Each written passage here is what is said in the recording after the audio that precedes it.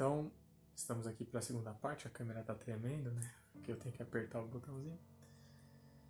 Mas vamos para a segunda parte do vídeo, oração para quê?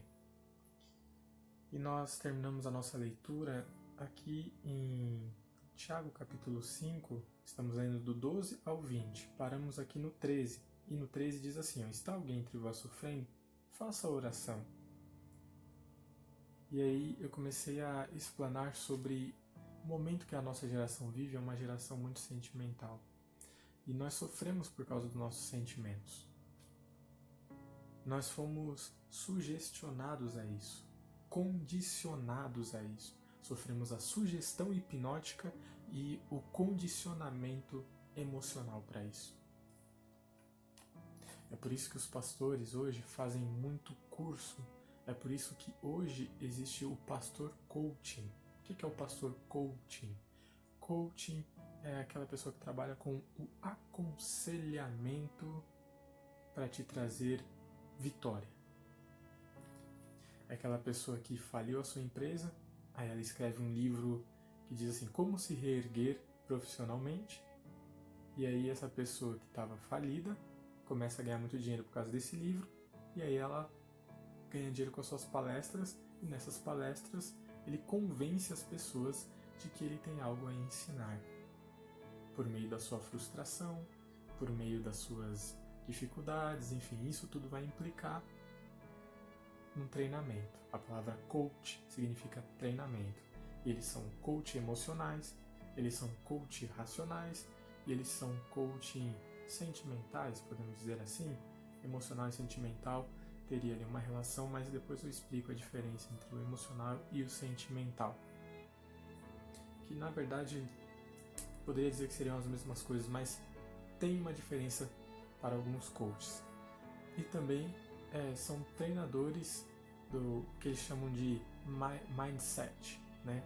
Que é o setup mental, ou seja, a sua organização da sua mente, a forma como você organiza os seus pensamentos.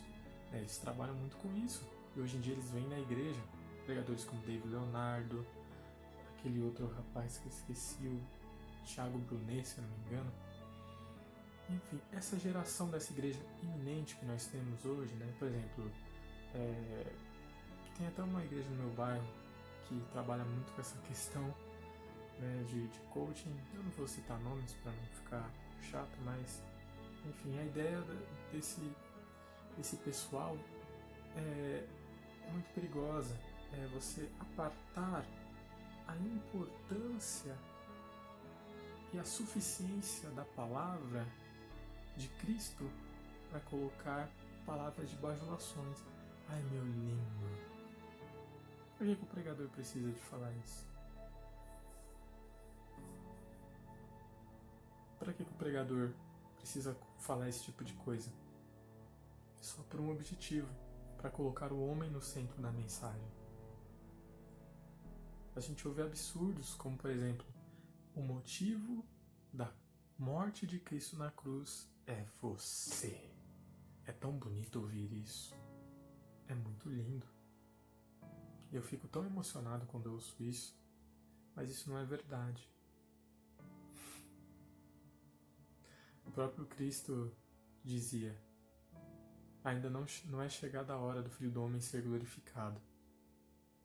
Depois ele diz, é chegada a hora do Filho do Homem ser glorificado para glorificar também aquele que me enviou, a ti, ó Pai. O motivo da cruz de Cristo, da morte de Cristo na cruz, era glorificar o Filho e também o Pai. João 3,16, porque Deus amou o mundo de tal maneira que enviou o seu Filho unigênito para todo aquele que nele acreditar, crer, não morra, mas tenha vida eterna. Isso foi um ato de amor de Deus para glorificar o seu Filho e nos dar a salvação. O motivo da cruz é glorificar o Filho e o Pai, mostrando o amor do Pai, a obediência do Filho e nos trazendo salvação. Ponto. Não, mas o fato de Deus querer te salvar é porque você era o objetivo. Não, eu não era o objetivo central da cruz. Cristo é o objetivo central da cruz, é a glorificação dele. porque não há nome sobre o nome dele. O nome dele está sobre todo nome.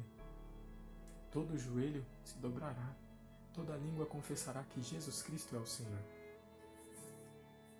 Então a mensagem coaching é cheio de ordens diretas, né, de comandos diretos para você. Por exemplo, sinta agora essa paz. Se eu falar isso aqui para você no vídeo, com uma trilha sonora bonita, como tem nos meus vídeos, obviamente esse comando direto vai fazer com que você tenha ali, né, um gatilho na sua mente disparado que vai causar alguma consequência corporal, uma manifestação corporal em você. E você vai atribuir a mim poder. E realmente é um poder hipnótico, mas não um poder celestial. Isso são palavras persuasivas. O apóstolo Paulo falou, quando fui ter convosco, lá em Filipenses, quando fui ter convosco, não utilizei de palavras de persuasão, porque eu nada quero saber entre os homens, mas o fiz com demonstração de palavra de poder. Essa palavra de poder é o evangelho pregado, simples. Então, meus amados, para que orar? Eu quero trazer aqui uma definição de oração. E o galo resolveu cantar agora, nem de madrugada eu escapo desse galo, gente. Incrível, 3h48 da manhã o galo canta. Aqui nesse meu livro, aqui ó, deixa eu ver se vocês enxergam. Aqui ó, é um curso apologético em defesa da fé. Ele é da Faculdade Teológica Bethesda. E eu vou pausar o vídeo porque o galo não me dá sossego. Voltando aqui quase 15 minutos depois, inacreditável esse galo começar a cantar agora nesse horário da madrugada, né? Eu pensei, vou gravar de madrugada porque aí eu não vou ter nenhuma interrupção, né? Mas estou redondamente enganado, né? Parece que eles sabem que eu vou gravar vídeo e arrumam alguma coisa, né? Pois bem, meus irmãos, inclusive o avião tá passando aí, mas eu não vou cortar o vídeo, que vocês tenham paciência, espero que o barulho não esteja muito alto. Mas vamos para uma definição de oração. Olha só, a oração, que vem do grego prosekomai. Olha só, esse prosekomai não lembra aqui algo como prosa, né? Não lembra algo aqui como prosear, né? Então tem uma relação aqui com falar, né? A gente já repara isso, né? É um ato de devoção religiosa à procura de um contato com uma divindade ou um ser superior por meio de pedidos, louvores, agradecimentos e em certos casos, crendo que quem recebe a oração possui poder de intervir nas coisas terrenas. Ou seja, vou explicar aqui esse texto. Aqui está dizendo que é um ato de devoção, de entrega, onde você faz pedidos a um Deus, a um ser celestial, superior, né? E nesse pedido você pode também, além de pedido, você pode também apresentar louvores, né? Que é elogio, você pode glorificar, né, a Deus. A gente pensa que glorificar a Deus é só dizer glória, mas quando eu digo assim, Senhor, como é incalculável o teu amor, Jesus. Eu estou glorificando, porque eu estou elogiando. Entendem?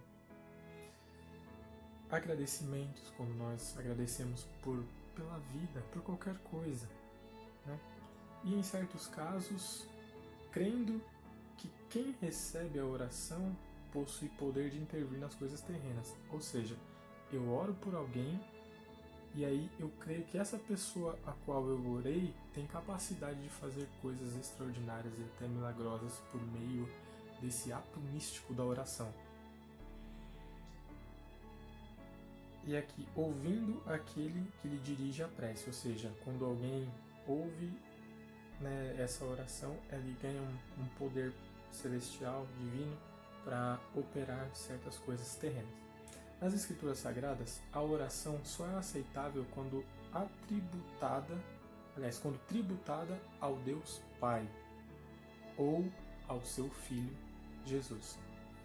Por isso que biblicamente, nós não vemos a oração ao Espírito Santo.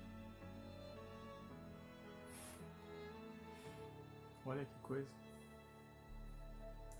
Lá em João capítulo 14, versículo 13 e 14, eu vou abrir aqui para fazer a leitura. Nós vamos prestar atenção no que diz a Escritura. Mateus, Lucas, vamos para João. Achei. João 14.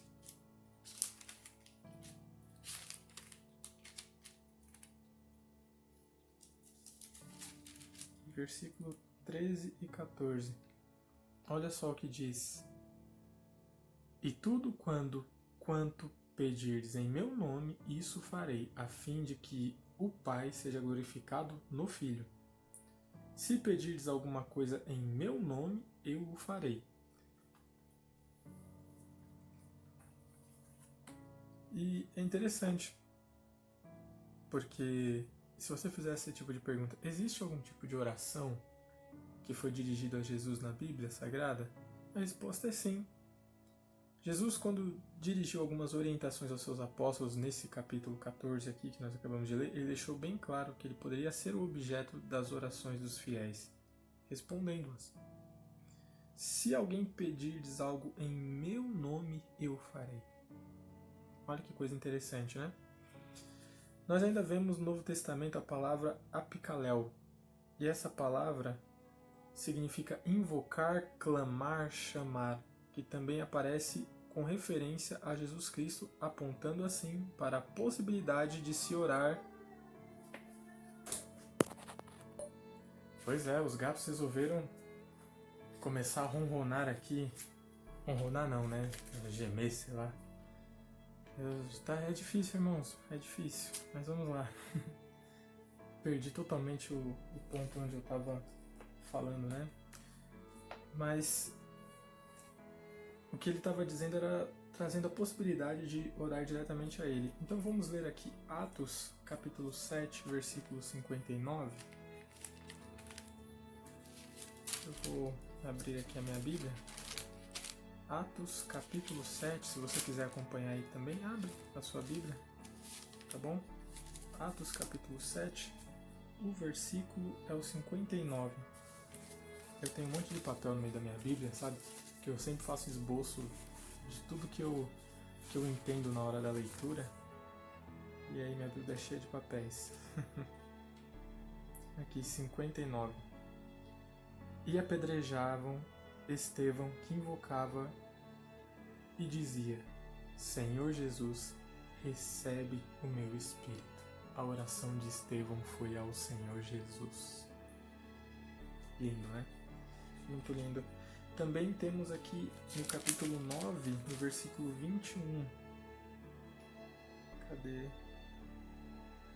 21, versículo 21.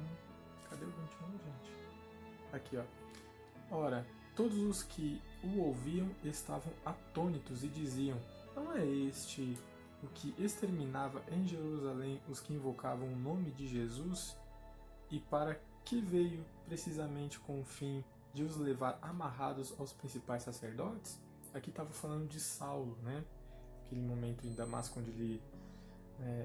o pessoal começou a falar, ele era perseguidor, né? Ele não era perseguidor dos crentes, e agora aqueles que oravam, né, em nome do Senhor Jesus. Então, nós vemos essa referência. Também vamos ler aqui, eu vou ir para a terceira parte do vídeo, aqui em 1 Coríntios, aqui logo depois, 1 Coríntios capítulo 1, e o versículo é o 2, aqui ó. 1 Coríntios, capítulo 1, versículo 2 diz assim, ó: A igreja de Deus que está em Coríntio, aos santos e aos santificados em Cristo, chamados para ser santos, com todos os que em todo lugar invocam o nome de nosso Senhor Jesus Cristo, Senhor deles e nosso. Invocar, como está aqui, né? Clamar, chamar, invocar, né? É dessa palavra apicaléu. tá? Que é aplicada no grego. Então, é interessante. Eu quero fazer a leitura dessa parte aqui do livro, desse texto, e eu quero deixar para a meditação dos irmãos uma seguinte pergunta: se o Espírito Santo é Deus, então podemos dirigir as orações a Ele? Vou à leitura do texto. Cada pessoa da Trindade demonstra uma função específica dentro da chamada economia divina. O que é uma economia divina, irmãos? Vou explicar. Economia divina é a obra comum das três pessoas da Trindade que são reveladas a nós, tá bom? Então, essa economia divina é diretamente relacionada à obra dessas três pessoas que nos foi revelada na Trindade. Desde o início da criação, o livro de Gênesis, lá no livro de Gênesis, nós percebemos um imenso senso de organização no desenvolvimento de toda a criação física, o que demonstra que o Deus revelado em toda a Bíblia é um ser extremamente organizado, cujas funções de cada pessoa da chamada Trindade são claramente determinadas e rigorosamente limitadas. O Pai é aquele que envia o Salvador. Está em João capítulo 6, no versículo 57. Vamos ler? João capítulo 6, versículo 57.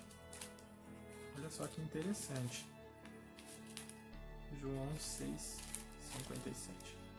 Estou achando, eu cheguei em João 8, 6, 57, achei.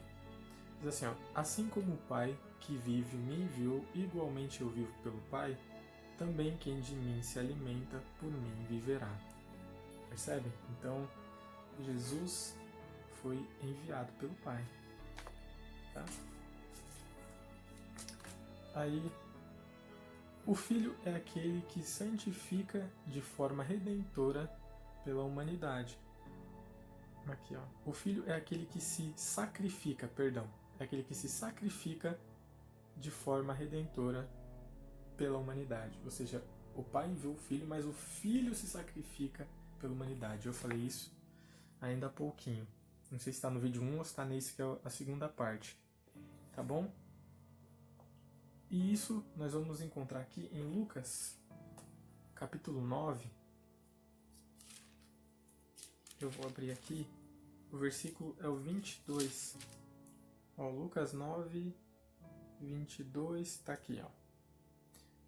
Dizendo: é necessário que o Filho do Homem sofra muitas coisas, seja rejeitado pelos anciãos, pelos principais sacerdotes e pelos escribas, seja morto e no terceiro dia ressuscite. Então, aqui está falando sobre a morte de Cristo, que era uma necessidade que ele morresse.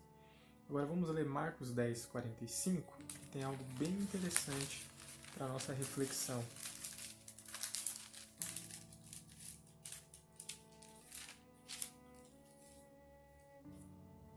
Diz assim, ó: pois o próprio Filho do Homem não veio para ser servido, mas veio para servir e dar a sua vida em resgate por muitos. Então esse era o propósito específico do envio do Filho. Tá? Era uma função específica do Filho. Tá bom? E o Espírito Santo foi enviado após a ascensão de Cristo, ou seja, a subida de Cristo novamente ao céu. Tá? É aquele cuja função é convencer o homem do que, meus irmãos? Eu sempre falo isso na igreja. Convencer do pecado, do juízo e da justiça de Deus. Isso está em João 16, 8. E aí nós vamos voltar a falar um pouquinho de coaching, tá? Eu vou abrir aqui em João 16, 8. Aqui, João 16, 8. E nós vamos ler esse trechinho. Se você tiver com a sua Bíblia aí, acompanha, meus irmãos. Marca a sua Bíblia, sabe? Escreve nela, rabisca ela, sabe? Coloca marcadores, né, na sua Bíblia para você nunca se perder. Nunca esquecer das informações que você aprende. Vai escrever no seu caderno aí tudo que eu estou falando aqui, né? Vai escrevendo, que isso aqui é muito importante para sua vida. Tenho certeza que vai te edificar muito. Cadê? 16:8, que diz assim, ó, quando ele vier, convencerá o mundo do pecado, da justiça e do juízo. Tá? Esse quando ele vier é o envio do Consolador. Ó. Cadê? Deixa eu ver se eu acho aqui. Ó, o 7 diz assim, ó, mas eu vos digo a verdade, convém-vos que eu vá, porque se eu não for, o Consolador não virá para vós outros. Se, porém, eu for, eu vou-lo enviarei. Então, o Consolador é o Espírito Consolador, tá bom? Vou fazer mais uma pausa no vídeo aqui, rapidamente. Então, é muito necessário. Agora, voltando a falar do coaching, é interessante que Jesus diz assim, ó, é necessário que o filho do homem sofresse muitas coisas, passasse por todo esse sofrimento, fosse rejeitado pelos anciãos e pelos sacerdotes, pelos escribas, pelos mestres da lei, por todo mundo do sistema religioso. E Pedro disse, não, Jesus, não, de modo algum passarás por isso. Por que você não poupa você mesmo? Essa é a mentalidade do coaching. O coaching, ele quer nos poupar dos sofrimentos que nós passamos, irmãos. Por isso que talvez você assistiu aquele meu devocional cujo título é Um Devocional no Dia Mal, você deve ter ficado com dó. Ai, tadinho do pastor, coitado dele. Não, irmãos. Eu tenho que passar por isso. E eu sou... aliás, eu não sou hipócrita para vir gravar um vídeo aqui para vocês. Pai do Senhor, irmãos. Isso é hipócrita. Eu estaria sendo um ator. A palavra hipócrita, a palavra ator, aliás, vem de hipócrita. Porque é aquele que está sentindo uma coisa, mas expressa a outra. Isso não é virtude alguma. Isso não é virtude alguma. O coaching, ele quer fazer com que você não entenda o propósito do Espírito Santo, que é te convencer primeiro do pecado. Não, eles não gostam muito de falar de pecado, não. Não, pecado não. É simplesmente um acidente de percurso. Não um pecado, foi um acidente de percurso. Não, é pecado sim. É pecado. É pecado, a gente tem que lidar com o pecado. Essas imagens, essas mensagens nos emocionam. Tem gente que assiste no DVD do carro, indo pro trabalho, voltando para casa, ou assiste em casa com a família, até mesmo depois de uma palavra do culto. Mas o pastorzinho como eu, é um pastorzinho que fala com a voz baixa, pastorzinho que passa o seu ensino ali tranquilo, né, que não fica com técnicas hipnóticas, esse aí não vale nada. Esse aí não tem poder nenhum. Não está ganhando tanto dinheiro, então não tem tanto poder. Infelizmente, esse é o jugo que nós carregamos.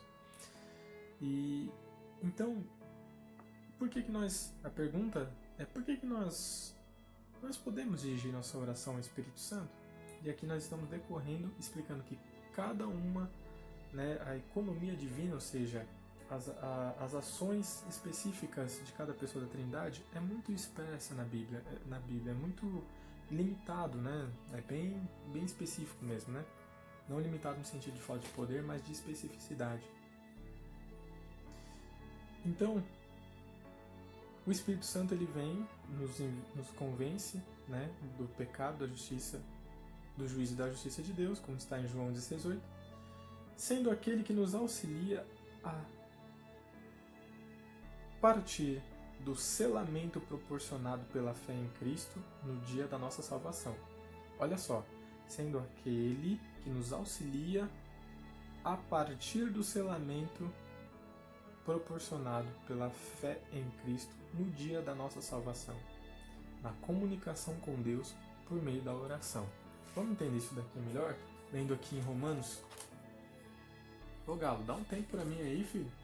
Romanos capítulo 8, versículo 26 e 27. Eu não acredito que esse galo vai começar a cantar de novo, Jesus. Esse galo deve estar no cio. Existe cio pra galo? Galo fica no cio? Não sei se galo fica no cio. Deve estar no cio. Não é possível, gente. Eu tento, irmãos, fazer um vídeo direto, sem cortes, mas é impossível. Vocês veem aí, né? É muito barulho, gente. Muito ruído.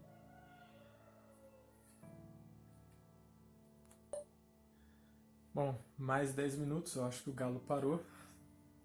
Se ele cantar, peço perdão aí, irmãos. É uma bencinha mesmo, né? Ele adora participar das minhas gravações, né? Quer dizer, eu vou pedir pro vizinho para eu colocar ele no vídeo. E diz assim, Romanos capítulo 8, 26 e 27, ó. Também o Espírito, esse é o Espírito Santo, semelhantemente nos assiste. Esse nos assiste não é que ele fica olhando. Esse assiste vem de assistir, assistência. Ele nos ajuda, tá? Ele nos auxilia, né, em nossa fraqueza, porque não sabemos orar como convém. Olha só, o Espírito Santo ele nos ajuda porque nós não sabemos orar. Nós não sabemos orar como convém. Mas o mesmo Espírito intercede por nós sobremaneira. Ou seja, se de uma forma a gente ora errado, sobremaneira, acima disso o Espírito Santo nos ajuda. Tá? Sobremaneira, né? Independente disso, o mesmo Espírito... Me perdi aqui na leitura, cadê? Vou ler de novo. Também o Espírito semelhantemente nos assiste em nossa fraqueza, porque não sabemos orar como convém, mas o mesmo Espírito intercede por nós sobremaneira, com gemidos inexprimíveis. Ao 27. E aquele que sonda os corações sabe qual é a mente do Espírito, esse Espírito com E maiúsculo, tá? Porque segundo a vontade de Deus é que ele intercede pelos santos. Então, esse papel de intermediação, de interceder, de estar na seção, na brecha, é o Espírito Santo quem faz, né? A gente costuma dizer, eu quero ficar na brecha, né? Eu vou estar na brecha, mas quem está na intercessão é o Espírito Santo, tá bom? Então, na verdade, não devemos orar a Ele porque é Ele que nos auxilia, né, a fazer essa oração. Pelo menos eu entendo assim, tá bom? Mas se você quer falar, Espírito Santo, tudo bem? Também não vejo como algo grave. Não vejo. Então, o Espírito Santo, portanto, nos auxilia a orar ao Pai e ao Filho, mas nunca recebe nenhuma oração, demonstrando claramente nas Escrituras uma de suas funções, assim como o Pai Celestial não pode ser chamado de Salvador.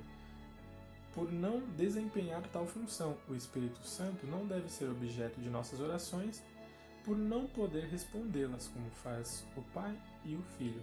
Isso está em João 14, versículo 13 e o versículo 14. Vamos lá ler de novo. João 14, 13 e 14. Aqui, ó.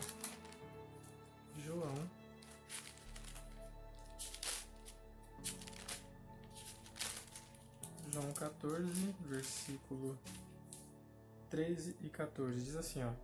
E tudo quanto pedirdes em meu nome, isso eu farei, a fim de que o Pai seja glorificado no Filho. Se pedirdes alguma coisa em meu nome, eu o farei. Então nós lemos isso já. E aqui eu já vou encerrando esse vídeo de 30 minutos. Muito obrigado pelo da sua audiência. Assiste a parte 3 para você entender por quê. Né? Orar para quê? Para que orar? Qual é o propósito de orar? Então, continue assistindo esse vídeo e você vai entender a importância disso tudo. Tá bom? Então, esse foi o nosso devocional, né, de hoje, do momento, né? Que Deus possa ter abençoado sua vida por essa palavra. Vem aí a parte 3, tá bom? Olá, eu sou o pastor Clayton Francis e você está no canal Projeto 365 Devocionais. Se você gostou do canal, se inscreva para receber mais vídeos e ficar atualizado das novidades do canal. Curta o vídeo. Eu também peço que você compartilhe para abençoar mais vidas. Deus te abençoe. Fica na paz.